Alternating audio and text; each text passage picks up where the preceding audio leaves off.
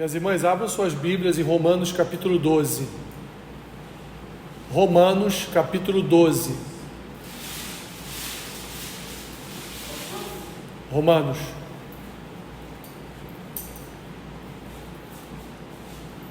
Capítulo 12.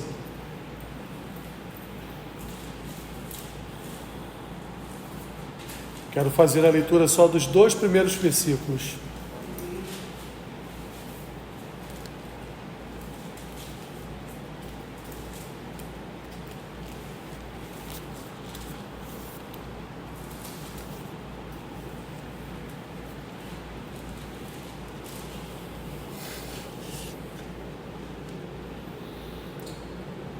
Rogo-vos, pois, irmãos, pelas misericórdias de Deus, que apresenteis o vosso corpo por sacrifício vivo, santo e agradável a Deus, que é o vosso culto racional.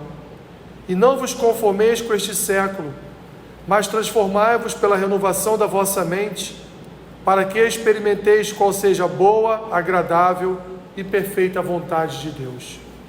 Senhor, nos ajude com a Tua palavra nesta manhã, Pai, em nome de Jesus. Amém. Amém. Podem sentar.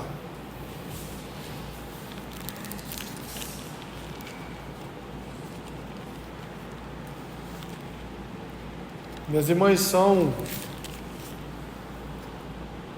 tantas vozes que nos cercam todos os dias, que às vezes para nós fica difícil distinguir qual é a voz que apresenta uma verdade, qual é a voz que apresenta uma mentira. Às vezes é difícil de distinguir entre a abstração e a realidade, e até mesmo entre o certo e o errado, porque quantas são as falácias apresentadas por aí, que se vestem com roupas de santidade, se vestem com uma roupagem que aparentemente é santa, mas que quando nós nos aprofundamos um pouquinho mais, vemos que na verdade é algo demoníaco. Quantas vezes, minhas irmãs, nós somos realmente enganados por uma aparência de bom, por uma aparência de santidade, para no fim de tudo vermos que não era nada daquilo. Vou dar um exemplo aqui prático, né? Quantas pessoas famosas que já nos enganaram dizendo que se converteram, que Cristo as alcançou, que agora eram membros de uma igreja, e aí começaram de fato a frequentar igrejas, começaram a dar testemunhos: olha, quando eu estava lá do outro lado, era assim, era dessa forma que acontecia, né? Prostituição, drogas, subornos, corrupção moral, ética. E aí você olha e fala: nossa, louvado seja o nome do Senhor, que bom que a fulana, né, se converteu, que bom que o fulano agora serve ao Senhor. E aí, minhas irmãs, o tempo passa, e quando a gente vai ver, o nome daquela pessoa some do noticiário evangélico, e aí começa a reaparecer no noticiário mundano, né? Poderia aqui, não é o caso, poderia aqui citar alguns nomes que talvez tenham, por determinado tempo, nos enganado a respeito da conversão.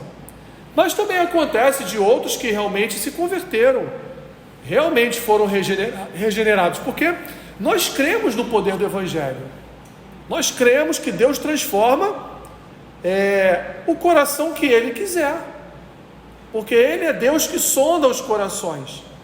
Ele mesmo fez o coração de Faraó endurecer, ou não é isso que as Escrituras nos ensinam? Deus fez o coração de Faraó endurecer. Então, o mesmo Senhor que faz um coração ficar duro, é o Senhor que também amolece corações, é o Senhor que também transforma corações. Então, minhas irmãs, nós vivemos dias difíceis de entender sobre uma lógica, né? Sobre uma racionalidade, entender diversos acontecimentos.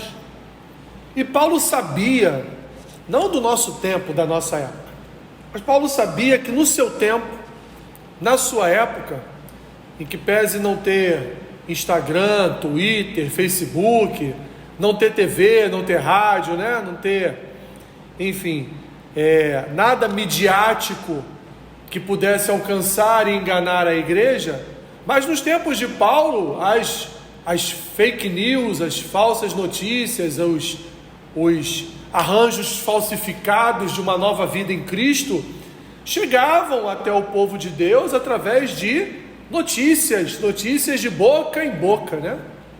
De porta em porta. Lembram lá dos vendedores de antigamente, né? Ia de porta, tem até um nome para essa profissão que eu esqueci agora, mas iam de porta em porta, vendendo os seus produtos para aquelas pessoas conhecidas de porta em porta. E aqui, minhas irmãs, nós estamos diante, evidentemente, de mais uma epístola de Paulo, em que ele se preocupa com o que os romanos estão ouvindo, se preocupa com o que a igreja em Roma está ouvindo.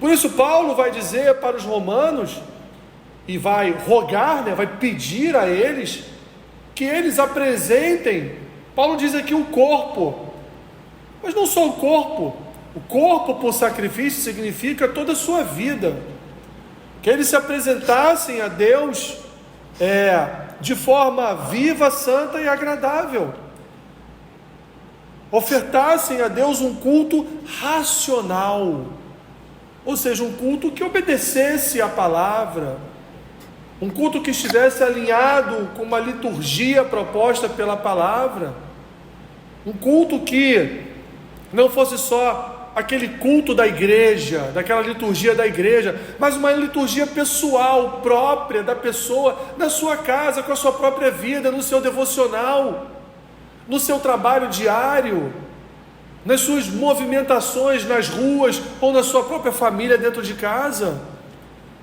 Paulo está dizendo aqui, olha, meus irmãos, eu rogo a vocês que todos aqueles que não pertencem a Cristo possam olhar para a sua vida e de fato olhar um testemunho de alguém que serve a Cristo, de alguém que não se envolve em tolas discussões, de alguém que não se envolve em disse-me-disse, de alguém que não se envolve em trabalhos obscuros, alguém que não se envolve em corrupção, alguém que não se envolve em imoralidade, alguém que não se envolve em falta de ética, mas pessoas que de fato ofertam toda a sua vida como um sacrifício ao Senhor.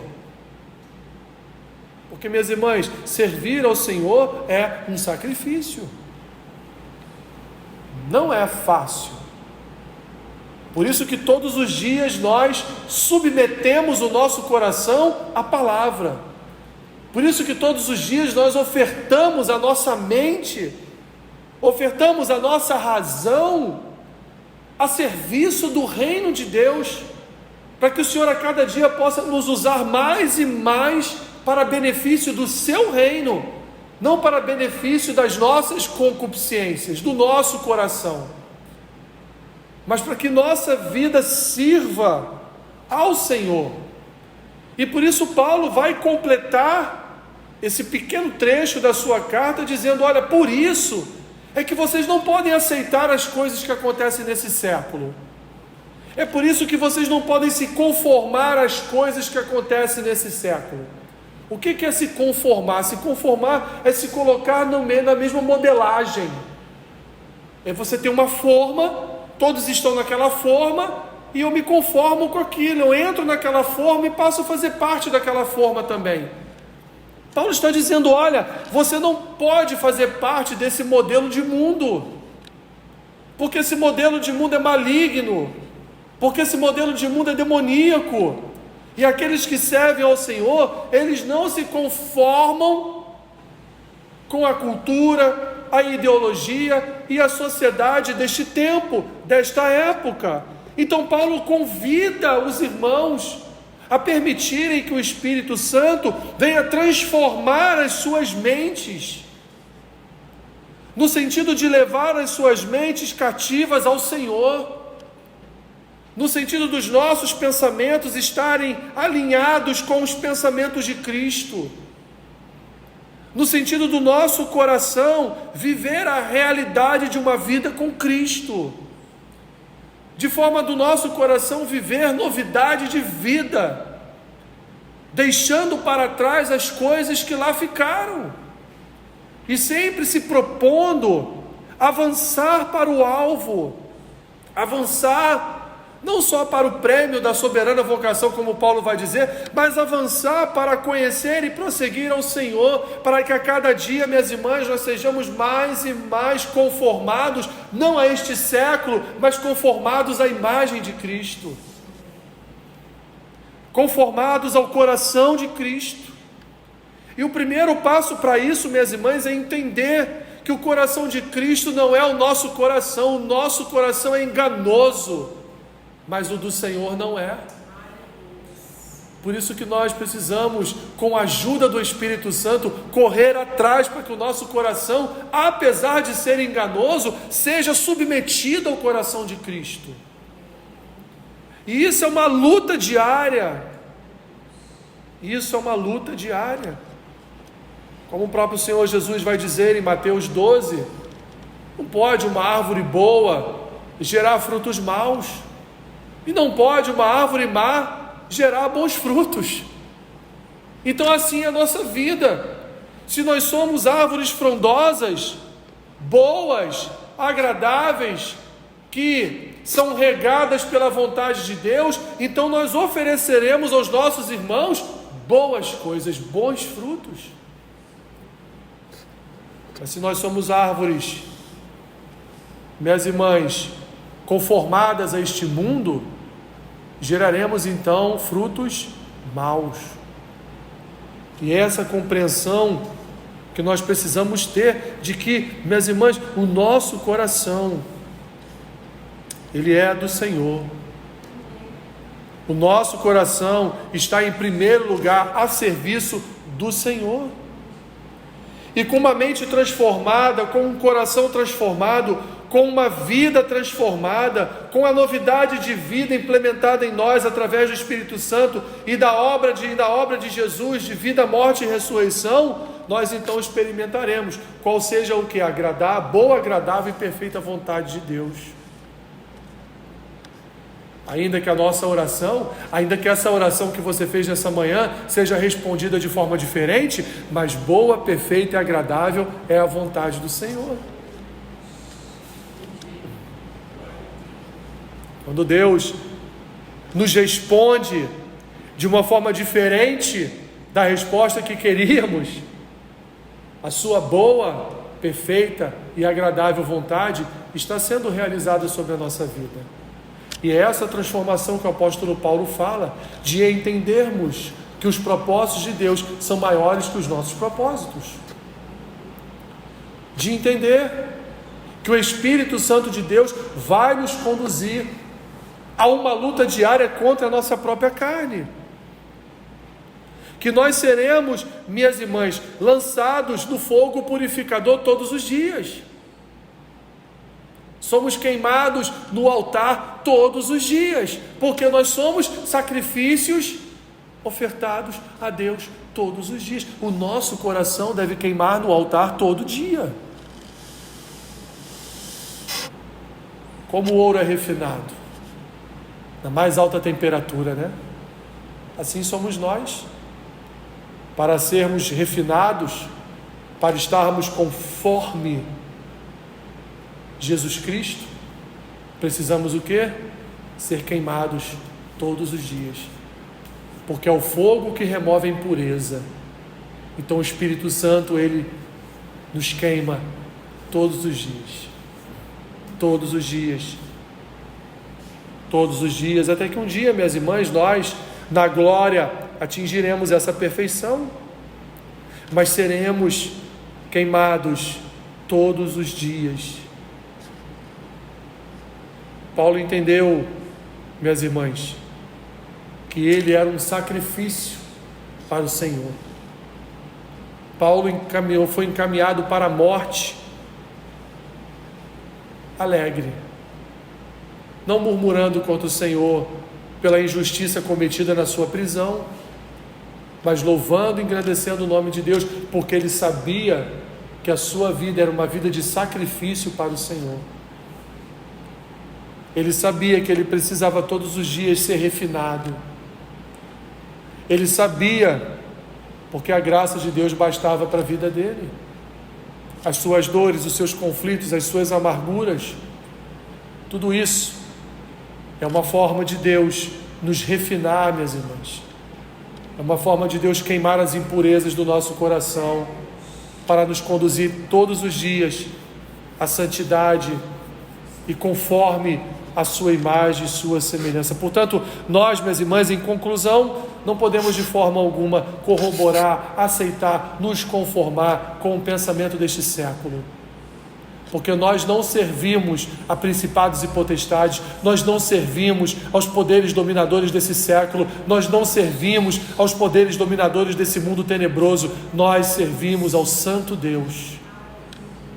Nós servimos ao Senhor, que nos forjou, que nos criou, que nos escolheu, nos separou para sermos santos e vivermos, portanto, na sua presença. Que Deus tenha misericórdia de nós. Que Deus tenha misericórdia de nós. Santo Deus, tenha piedade de nós, Senhor. Não é fácil andar na tua presença. Muitas são, Senhor, as provas pelas quais nós passamos. Muitos são os nãos que nós temos que dar todos os dias para as coisas do mundo. Muitas são as concupiscências do nosso coração que nós temos que submeter a Ti todos os dias. É uma luta, ó Deus, do Espírito contra a carne, da carne contra o Espírito. Militamos nessa luta todos os dias, Senhor. Mas nós sabemos, ó Pai, que assim como o Senhor foi vitorioso, nós também seremos. Por isso somos gratos a Ti, Senhor, por nos conduzir a essa oportunidade de lutarmos todos os dias, Senhor, contra o nosso próprio coração. Muitas vezes até mesmo contra aquilo que aprendemos de nossos pais. Ajuda-nos, ó Deus. Ajuda-nos com a Tua palavra, mas também com a Tua ação milagrosa do Teu Santo Espírito em nossas vidas. Em nome de Jesus. Amém. Minhas irmãs, abram suas Bíblias em Romanos capítulo 12. Romanos capítulo 12. Romanos.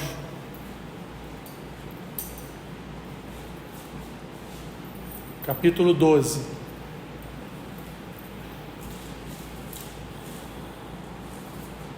Quero fazer a leitura só dos 2 primeiros versículos.